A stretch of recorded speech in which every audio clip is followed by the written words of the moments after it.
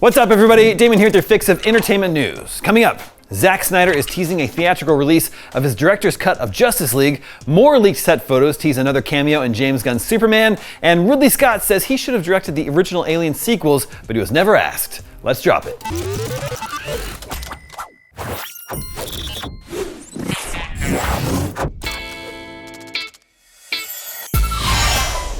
After years of fan outcry, Zack Snyder's director's cut of Justice League finally saw the light of day back in 2021, debuting on WB's streaming service formerly known as HBO Max. If any DC diehards were disappointed they couldn't see it on the big screen, don't lose hope. The Snyder Cut may get a theatrical release sometime soon. Yesterday, the visionary director posted a cryptic temperature check on his preferred social media platform, Vero. The post included a black and white image of Batman in his nightmare getup, along with the caption, "Want to see ZSJL on the big screen? Stay tuned for a date." And as of right now, that's all we know. IGN reached out to Warner Brothers for an official statement, but all we have to go on is Snyder's post. It's unclear how wide of a release this would be, or if the black and white image is suggesting a theatrical release of the monochromatic Justice's Gray edition. If you're wondering what would compel WB to bring the DCEU back into theaters when the rebooted DCU kicks off next year, another franchise that popularized the idea of a black and white recut could be to blame. Furiosa, a Mad Max story, bombed hard at the box office with the worst Memorial Day opening of any tentpole movie since 1995, so it's possible WB is looking at ways to recoup its losses. But I want to say, Furiosa ruled. You can still catch it in theaters or grab it from Prime Video right now. We'll keep you posted on if and when Zack Snyder's Justice League is hitting theaters.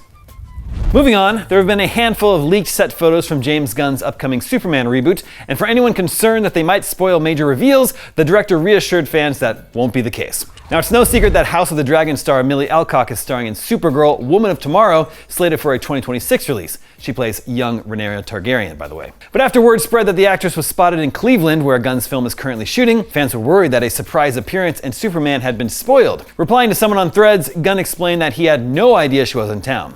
He added that he fully expected set photos to leak, and when asked if fans should worry about them revealing too much, he reassured, "Not even a little. I'd never shoot a big spoiler outside in the middle of the city."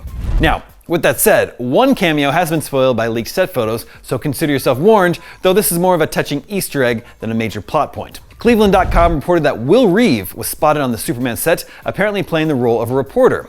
Will is the son of the late Christopher Reeve, who first portrayed Clark Kent/Superman on the big screen in Richard Donner's 1978 film. This would be a touching cameo on his own, but Will Reeve is actually qualified for the role, as he's a professional reporter for ABC News.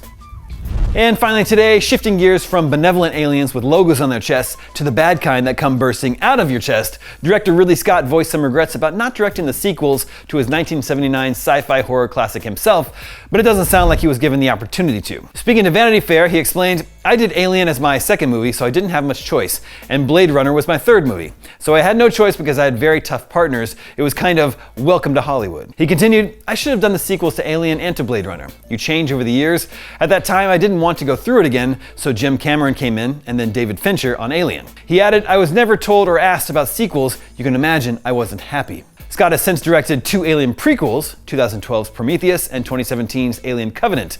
They both sucked. He's acting as a producer on this summer's Alien Romulus, which is being helmed by Fede Alvarez. Meanwhile, Scott had a hand in producing Blade Runner 2049, but also openly stated, quote, "It was fucking way too long." He's currently attached to executive produce the Blade Runner 2099 miniseries for Amazon. The Alien franchise has its ups and downs, but the different ideas brought to the table by directors like James Cameron and David Fincher have certainly given it character. What do you think? Would we be better off if Ridley Scott had been in charge the whole time? In space, no one can hear you scream, but you can make yourself heard in the comments below. That does it for this episode. We'll be off for a couple of days for Independence Day, the holiday mainly, though maybe the Roland Emmerich movie too. From all of us here at IGN, we hope you have a safe and happy 4th of July. This is Damon Hatfield, last survivor of the Daily Fix, signing off.